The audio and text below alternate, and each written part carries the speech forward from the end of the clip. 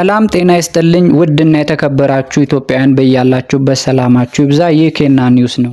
ሰኞ ጥቅምት 4 2017 ዓ.ም የተሰሙትን ዜናዎች ወደ እናንተ ይዤ መጥቻለሁ። በቅድሚያ ማርስቶቹን የኢትዮጵያዊቷ ትዕግስት አሰፋ የማራቶን ሪከርድ በኬንያዊቷ ተሻሻለ። ጠቅላይ ሚኒስትር ቤንጃሚን ኔታንያሁ ተመድ በሊባኖስ እስራኤል ድንበር ያሰፈራቸውን ሰላም አስከባሪዎች እንዲያስወጣ አስጠነቀቁ።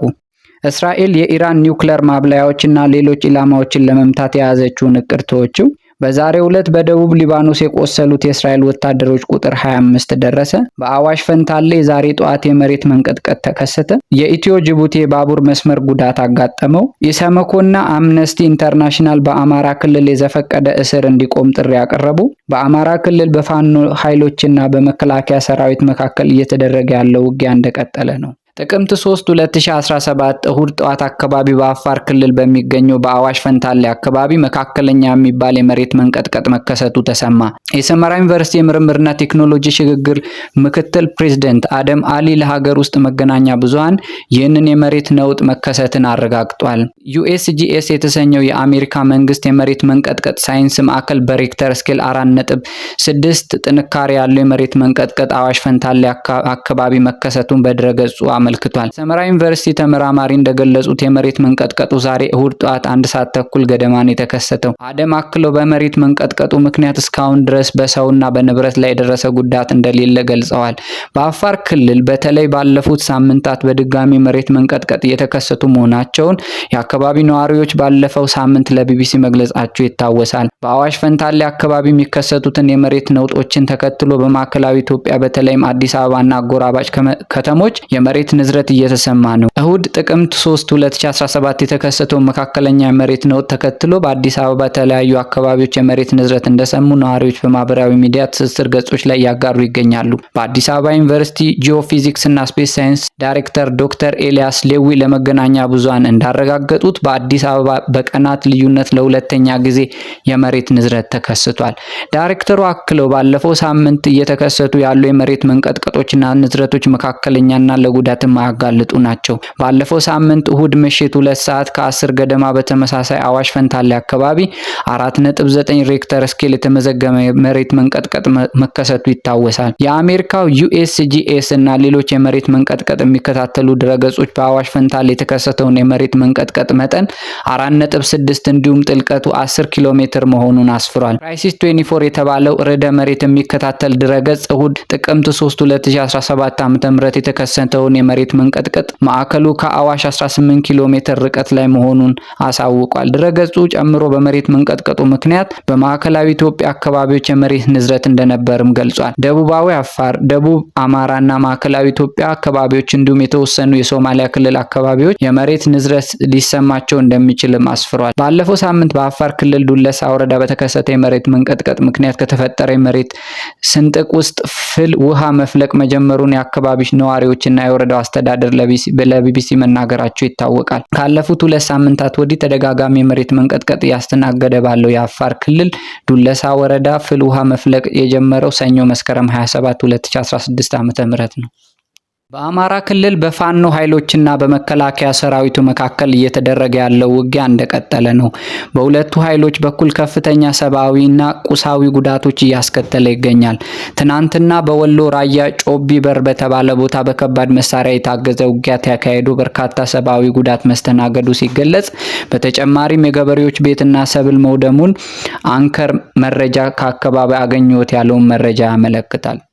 ጠቅላይ ሚኒስትር ቤንጃሚን ኔታንያሁ ተመድ በሊባኖስ እስራኤል ድንበር ያሰፈራቸውን ሰላም አስከባሪ ጦር እንዲያስወጣ አስጠነቀቁ። በመካከለኛ ምስራቅ የተጀመረው ጦርነት 1 ዓመት ያለፈው ሲሆን ጦርነቱ በድርድር ይፈታል ቢባልም አድማሱን እያሰፋ ቀጥሏል።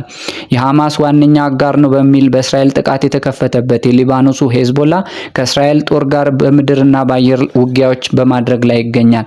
እስራኤል የሄዝቦላ ተዋጊዎችን ለመግደል በሚል የከፈተችው ጥቃት ለ2000 በላይ ንጹሃን ዜጎችን እንደገደለ የተባበሩት መንግስታት ድርጅት ሪፖርት ያስረዳል። ከዚህ በተጨማሪም ከ1978 ጀምሮ በእስራኤል ሊባኖስ ድንበር ዙሪያ ዙሪያ የሰፈረው የተመድ ሰላም አስከባሪ ጦር አባላት ቆስሏል ተብሏል። በእስራኤል ጥቃት ቆስሏል የተባሉት የተመድ ሰላም አስከባሪ ኃይል አሁን ደግሞ አካባቢውን ለቀው እንዲወጡ ጠቅላይ ሚኒስትር ቤንያሚን ኔታንያሁ አስጠንቅቀዋል። ጠቅላይ ሚኒስትሩ በማስጠንቀቂያ መልእክታቸው ላይ እንዳሉት የተመድ ሰላም አስከባሪ ኃይሎች አሁኑኑ ቦታውን መልቀቅ አለባቸው። የሂዝቦላ ወታደሮች ሰላም አስከባሪዎችን እንደ ምሽግ እየተጠቀሙ ወታደሮቻችንን እያጠቁ ነው ብለዋል። እስካሁን 5 የተመድ ሰላም አስከባሪ ጦር አባላት በእስራኤል ጦር ጥቃት ቆስሏል የተባሉ ሲሆን በርካታ ዓለማችን ሀገራት እስራኤልን ድርጊት አውግዟል። በ1978 በእስራኤል ሂዝቦላ ጦርነት መካከል መቀስቀሱን ተከትሎ ተመድ ከ40 ሀገራት የተውጣጡ 10,000 ገደማ የሰላም አስከባሪዎችን ወደ ስፍራው ልኳል። ተመድ በበኩሉ ከእስራኤል የቀረበለትን ጥያቄ ውድቅ በማድረግ ጦሩን ከድንበር አካባቢ እንደማያስወጣ በቃል አቀባዩ በኩል አስታውቋል። በተያያዘ ዜና በደቡብ ሊባኖስ በዛሬው ዕለት በሂዝቦላ ጥቃት የቆሰሉ የእስራኤል ወታደሮች ቁጥር 25 ደረሰ። ሂዝቦላ በደቡባዊ ሊባኖስ በእስራኤል ጦር ላይ በፈጸመው ጥቃት በዛሬው ዕለት ብቻ የቆሰሉ የእስራኤል ወታደሮች ቁጥር 25 ደርሷል። ጉዳት የደረሰባቸው የእስራኤል ጦር አባላት እስራኤል ውስጥ ወደሚገኙ ሆስፒታሎች የተወሰዱ መሆኑን የእስራኤል መገናኛ ብዙሃን ዘግበዋል። ጉዳት የደረሰባቸው የእስራኤል ጦር አባላት እስራኤል ውስጥ ወደሚገኙ ሆስፒታሎች እየተወሰዱ መሆኑን የእስራኤል መገናኛ ብዙሃን ዘገባ ያመለክታል። የእስራኤል ጦርም ቀደም ብሎ 2 ወታደሮቹ ዛሬ እንደተጎዱ አረጋግጦ ነበር። በዛሬው ዕለት በእስራኤል ጦር ላይ የደረሰው ጉዳት በአንድ ቀን ውስጥ የደረሰ ትልቁ ቁጥር ሆኖ ተመዝግቧል። እስራኤል የኢራን ኒውክሌር ማብለያና ሌሎች ኢላማዎችን ለመምታት የያዘችውን እቅድ ተወችው። 1 ዓመት ያለፈው የመካከለኛው ምስራቅ ጦርነት በየጊዜው መልኩን እየቀያየረ አሁን እንደቀጠለ ይገኛል። ከጋዛ ወደ ሊባኖስ ሂዝቦላ የዞረው ይህ ጦርነት ኢራን ከ2 ሳምንት በፊት በእስራኤል ላይ የሚሳኤል ናዳ ተኩሳለች። ከቴህራን የተተኮሱ 180 ሚሳኤሎች የከፋ ጉዳት ሳያደርስብኝ አክሽፌያለሁ የምትለው እስራኤል በኢራን ላይ የአጸፋ እርምጃ እንደምትወስድ በወቅቱ ዝታለች። እስራኤል ልትወስድ የምትችለውን የአጸፋ እርምጃ ምክንያት በርካታ ሀገራት ወደ ቴህራንና ሌሎች የመካከለኛ ምስራቅ ሀገራት በረራችን አቋርጠዋል። እስራኤል በኢራን የኒውክሌር አረር ማብለያ መሪዎችና ሌሎች መሰረተ ልማት አውታሮችን ልታጠቃ እንደምትችል በተደጋጋሚ ገልጻ ነበር። የሊባኖስ ጦር በእስራኤልና ሂዝቦላ ጦርነት ልታጠቃ እንደምትችል በተደጋጋሚ ገልጻ ነበር። ስሙ ያልተጠቀሰ አንድ የአሜሪካ ባለስልጣን እስራኤል በኢራን ላይ ልትወስድ ባሰበችው ጥቃት ዙሪያ የኢላማዎች ማስተካከያ አድርጋለች ሲል ኤንቢሲ ዘግቧል። እንደ ዘገባው ከሆነ እስራኤል የኢራን ኒውክሌር ማብለያዎችና መሪዎችን ለመግደል ይዛው የነበረውን እቅዷን በመተው የኢራን ነዳጅ ማውጫ መሰረተ ልማቶችን ዋነኛ ኢላማ ይሆናሉ ተብሏል። የእስራኤል ባለስልጣናት በጉዳዩ ዙሪያ በይፋ እስካሁን ያልተናገሩ ሲሆን በኢራን ላይ የአጸፋ እርምጃ መወሰዳቸው የማይቀር መሆኑን አስታውቀዋል። ኢራን በበኩሏ ከሰሞኑ ወደ መካከለኛው ምስራቅ አገራት ዲፕሎማቶቿን በማሰማራት የአየር ክልላቸውን ለእስራኤል እንዳይፈቅዱ አስጠንቅቀዋል ተብሏል። ኢራን በበኩሏ ከሰሞኑ ወደ መካከለኛው ምስራቅ አገራት ዲፕሎማቶቿን በማሰማራት የአየር ክልላቸውን ለእስራኤል እንዳይፈቅዱ አስጠንቅቀዋል ተብሏል። ፕሬዝዳንት ኤርዶሃን እስራኤል የዓለማችን ዋነኛ ስጋት ነች ሲሉ ተናገሩ። ፕሬዝዳንት ኤርዶሃን እስራኤል የዓለማችን ዋነኛ ስጋት ነች አሉ። በመካከለኛ ምስራቅ የተጀመረው ጦርነት 1 ዓመት ያለፈው ሲሆን ጦርነቱ በድርድር ይፈታል ቢባልም አድማሱን እያሰፋ ቀጥሏል። የቱርኩ ፕሬዝዳንት ረሲብ ጣይብ ኤርዶሃን እንዳሉት እስራኤል የመካከለኛው ምስራቅና የዓለማችን ሰላም ዋነኛ ጠላት ናት ብለዋል። ፕሬዝዳንቱ አክለው እስራኤል በሶሪያ በተደጋጋሚ ጥቃት እየፈጸመች መሆኗን ተናግረው በቅንጅት ሊያቆማት ይገባል ሲሉም ተናግሯል። በሶሪያ ዘላቂ ሰላም እንዲመጣ ኢራን፣ ሶሪያና ሩሲያ የተቀናጀ ጥቃት በመክፈት ሊያስቆማት ይገባልም ብለዋል። ሩሲያና ኢራን እስካሁን በፕሬዝዳንት ኤርዶሃን ንግግር ዙሪያ ምላሽ አልሰጡም። የባህረ ሰላጤው ሀገራት እስራኤል ኢራንን ለማጥቃት የአየር ክልላቸውን እንዳትቀመጥ ሩሲያና ኢራን እስካሁን በፕሬዝዳንት ኤርዶሃን ንግግር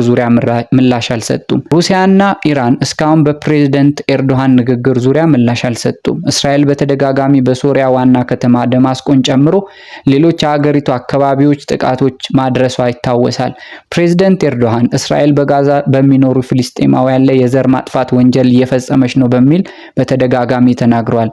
ከዚህ በተጨማሪም እስራኤል ከሊባኖስ በኋላ ቱርክ የማጥቃት እቅድ እንዳላት መናገራቸውን ዶቼ ቬሌ ከሰሞኑን አስነብቧል። የሐማስ እና ሂዝቦላ ዋነኛ ደጋፊ ናት የምትባለው ኢራን ከሰሞኑን እስራኤል በቴህራን ላይ ጥቃት ከሰነዘረች የመካከለኛው ምስራቅ ሀገራት የአየር ክልላቸውን እንዳያስፈቅዱም አስጠንቅቃለች። እጩ ፕሬዝደንት ካማላ ሃሪስ ጤናቸው በጥሩ ሁኔታ ላይ እንደሚገኝ ለመራጮች ለማረጋገጥ የሕክምና ማስረጃዎቻቸውን ይፋ ሲያደርጉ ተፎካካሪያቸውንም ዶናልድ ትራምፕንም ተመሳሳዩን እንዲያደርጉ ግፊት እየበረታባቸው ነው።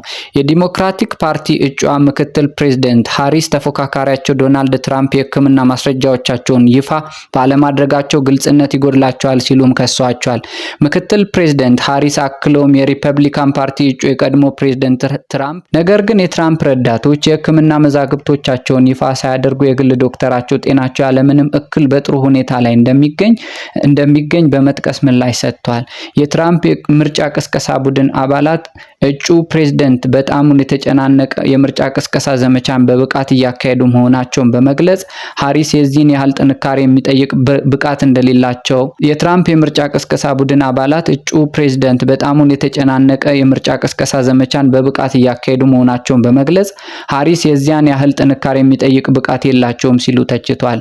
በሁለቱ ፕሬዝዳንታዊ እጩዎች መካከል የትችት ቃላት ልውውጥ የጀመረው የምክትል ፕሬዝደንቷ ጽሕፈት ቤት ካማላ ሃሪስ ፕሬዝደንት ሆነው አሜሪካን ለማገልገል የሚያስፈልገው አካላዊና አእምሯዊ ጥንካሬ እንዳላቸው ያሳያሉ ያሉትን የሕክምና ምርመራ ውጤት ይፋ ካደረጉ በኋላ ነው።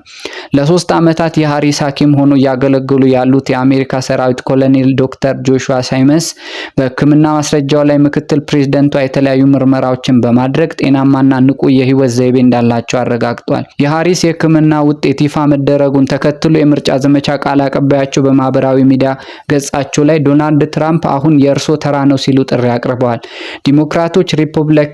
ዲሞክራቶች ሪፐብሊካኖችን በመወከል የፕሬዝደንታዊ ምርጫ ተፎካካሪያቸው የሆኑትን የ78 ዓመቱን ትራምፕ በእድሜ መግፋትና በአእምሮ ብቃታቸው ሲተቿቸው ቆይቷል። ዶናልድ ትራምፕ በዚህ ወር መጨረሻ በሚካሄደው ምርጫ ለሁለተኛ ጊዜ ለፕሬዝደንትነት የሚሸነፉ ከሆነ ከ4 ዓመት በኋላ የመሪነት ዘመናቸውን የሚያጠናቅቁ በመጪው ጥር ስልጣን ከሚረከቡት ጆ ባይደን ጋር በአሜሪካ ታሪክ በእድሜ የገፉ የአሜሪካ ፕሬዝደንት ታሪክን ይጋራሉ። ከተቀናቃኛቸው በኩል የሕክምና ማስረጃዎቻቸውን ይፋ እንዲያደርጉ ግፊት የበረታባቸው ትራምፕ የመጨረሻ ዘመቻ ከተቀናቃኛቸው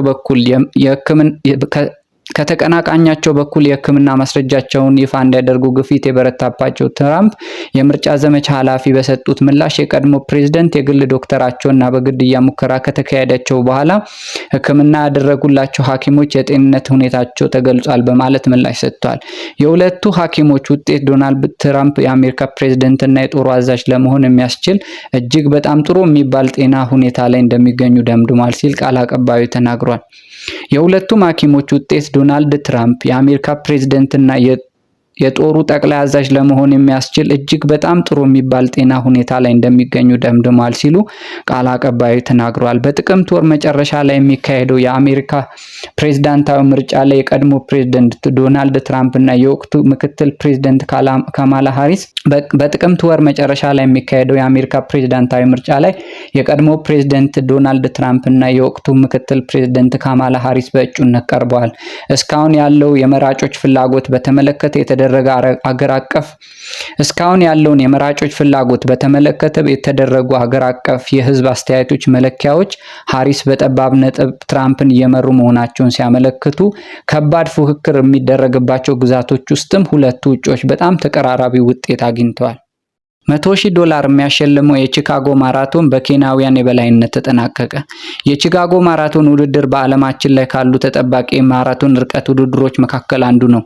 ኢትዮጵያውያን አትሌቶች ለአሸናፊነት በተጠበቁበት በዚህ ውድድር ላይ ኬንያውያን በሁለቱም ጾታዎች ላይ የበላይ ሆነው አጠናቋል። ሩት ቼፕኒጌቲች ውድድሩን 2 ሰዓት ከ04 ከ50 ሰከንድ ውድድሩን 2 ሰዓት ከ04 ከ50 በሆነ ሰዓት በመግባት አንደኛ ሆና በማጠናቀቅ ባለፉት በኢትዮጵያውያን አትሌቶች ትዕግስት አሰፋ ተይዞ የነበረውን የማራቶን ሪከርድ የግሏ ማድረግ ችላለች። በዚህ ውድድር ላይ ለአንደኝነት ስትጠበቅ የነበረችው ሱተሜ ከበደ ሁለተኛ፣ እንዲሁም ሌላኛዋ ኬንያዊ ቼፔት ደግሞ ሶስተኛ ሆና አጠናቃለች። በወንዶች ተመሳሳይ ውድድር ኬንያዊ ኮሪር ውድድሩን 2 ሰዓት ከ02 ከ44 በሆነ ሰዓት አንደኛ፣ እንዲሁም ኢትዮጵያዊ መሐመድ ኢሳ ደግሞ ሁለተኛ ሲወጣ ሌላኛው ኬንያዊ አሞስ ካፕሩቶ ሶስተኛ ሆና አጠናቋል። አትሌት ጆን ኮሪር የቺካጎ ማራቶን ከ2 ዓመት በፊት በአንደኝነት አጠናቆ ነበር።